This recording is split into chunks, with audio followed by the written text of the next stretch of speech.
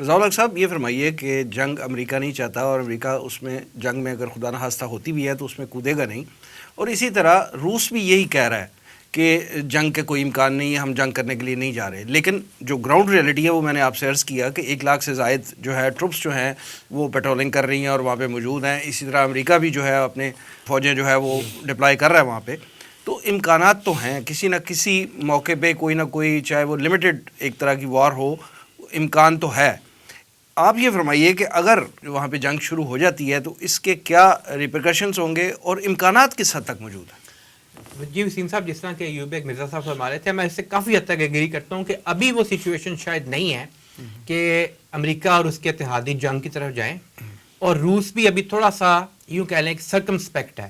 یعنی روس ابھی تھوڑا سا سوچ رہا ہے، دیکھ رہا ہے کہ کیا محتاط ہے. روس ابھی محتاط ہے کہ کیا مجھے جنگ میں جانا چاہیے یا نہیں. پرابلم اس وقت سامنے آئے گی جس طرح ہم نے گیس پائپ لائن کی، ایوب ایک مرزا صاحب ہمیں تفصیل بتا رہے تھے. تو یہ جو یورپ کو گیس پرووائڈ کی جاتی ہے، رشیا سے آنے والی گیس یورپ کی 1/3 گیس ہے ٹوٹل، باقی اور جگہوں سے بھی آتی ہے، لیکن بہت اہمیت کی حامل ہے. 1/3 بھی اگر یورپ کو بند ہو جائے گیس تو اس کا نہ کارخانے چلیں گے نہ باقی بزنس چلیں گے، اور سردی میں جس طرح ایوب ایک مرزا صاحب ہمارے ہیں وہ ٹھٹر کے مر جائیں گے وہ لوگ. دوسرا یہ کہ اس کی امریکہ نے کچھ بات تو کی ہے، بلنکن نے بھی بات کی ہے، اس سے پہلے بھی بات ہوتی رہی ہے کہ ہم متبادل دیں گے اگر یہ بند ہو گئی تو LNG کی صورت میں، لیکن یہ فوری طور پہ اتنی زیادہ تعداد میں پہنچانا ناممکن ہے. ابھی ترکی نے حال ہی میں ایک بیان دیا، بڑا عجیب سا بیان تھا کہ ترکی اور اسرائیل کو مل کے پرووائڈ کر دینی چاہیے گیس اگر یہ معاملہ یوکرین کا بڑھتا ہے. بہرحال یہ بھی ایک عجیب سی بات تھی جو ترکی کی طرف سے سامنے آئی، لیکن کہنے کا مطلب یہ ہے کہ وہ جو 3 روٹس سامنے آتے ہیں نا، اس میں ایک یوکرین والا روٹ ہے، باقی پولینڈ اور بالٹک سی والا.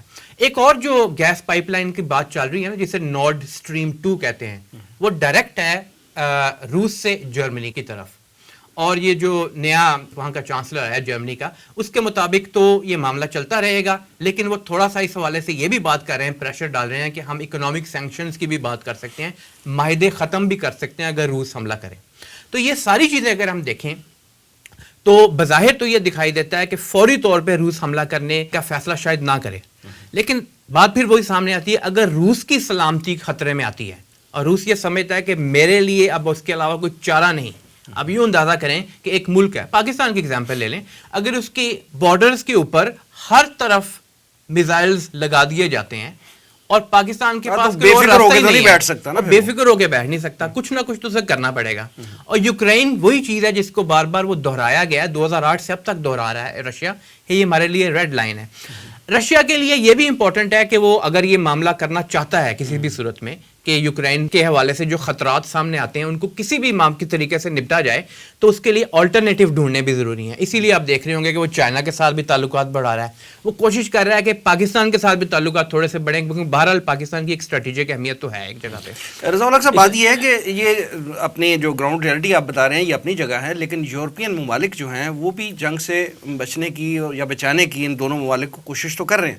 حال ہی میں فرانس کے صدر نے رشین پریزیڈنٹ صدر پیوٹن سے 4 گھنٹے طویل ملاقات کی ہے، صرف ایک ایشو پہ.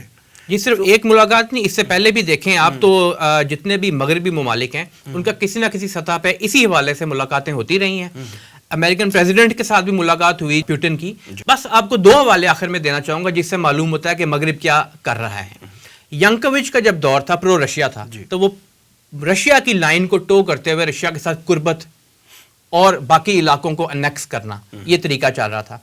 جب سے یہ زیلنسکی آیا نا یوکرین کے اندر، اس وقت سے اس کی بار بار یہی چیز ہوتی ہے، یہی بار بار یہی اعلان کیا جاتا ہے کہ نمبر 1 رشیا کے اوپر زیادہ سے زیادہ سینکشنز لگائی جائیں، نمبر 2 فوجیں یہاں پہ لائی جائیں تاکہ یوکرین واپس علاقے حاصل کر سکے جو رشیا کے پاس چلے گئے ہوئے ہیں یا آزاد ہو گئے ہوئے ہیں. تو وہ اس کی اپنی زبان نہیں ہوتی، اصل میں کہلوانے والے کوئی اور ہوتے ہیں. تو یہ ساری سچویشن کے سامنے دیکھیں تو معاملات بہرحال آگے بڑھتے ہوئے اور مزید گرم ہوتے ہوئے نظر آ رہے ہیں. اس میں ایک اضافہ کر دوں، ایک چیز آپ ساری پالیسی میں امریکہ کی دیکھیں کہ امریکہ روس کو مشتعل کر رہا ہے، اسے اشتعال دلا رہا ہے کہ تم حملہ کرو، اور رشیا جو ہے امریکہ کی اس پالیسی کو سمجھ رہا ہے، اور اس نے واضح طور پر پیوٹن نے کہہ دیا ہے کہ امریکہ ہمیں جنگ میں انوالو کرنا چاہتا ہے. امریکہ کی یہی پالیسی چائنا کے بارے میں بھی رہی ہے کہ چائنا کی ترقی کو روکنے کا ایک طریقہ ہے کہ کسی طرح اس کو جنگ میں انوالو کیا جائے. یہی پالیسی یہاں امریکہ استعمال کر رہا ہے کہ رشیا اگر یہاں جنگ میں انوالو ہو جائے. دیکھیے میں یہاں ایک بات اور واضح کر دوں, چائنا بہت ترقی کر رہا ہے اقتصادی طور پر, اور اب تو معلوم ہے کہ عسکری طور پر بھی بہت آگے بڑھ چکا ہے. چائنا سے امریکہ کو اپنی سلامتی کا اس درجے خطرہ نہیں ہے.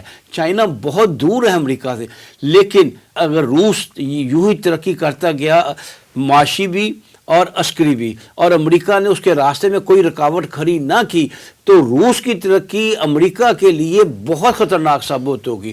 وہ اس کی ترقی کو کبھی برداشت نہیں کرے گا عسکری اور دیکھ صاحب, امریکہ کو ایک فائدہ اتنی دور بیٹھ کے یہ ہو سکتا ہے نا کہ اگر یوکرین کی جنگ چھڑتی ہے تو اسلحہ تو امریکہ کا ہی بکے گا نا. ہاں یہ بات بھی ہے, لیکن اصل میں معاملہ ہوتا ہے جغرافیائی پوزیشن کا.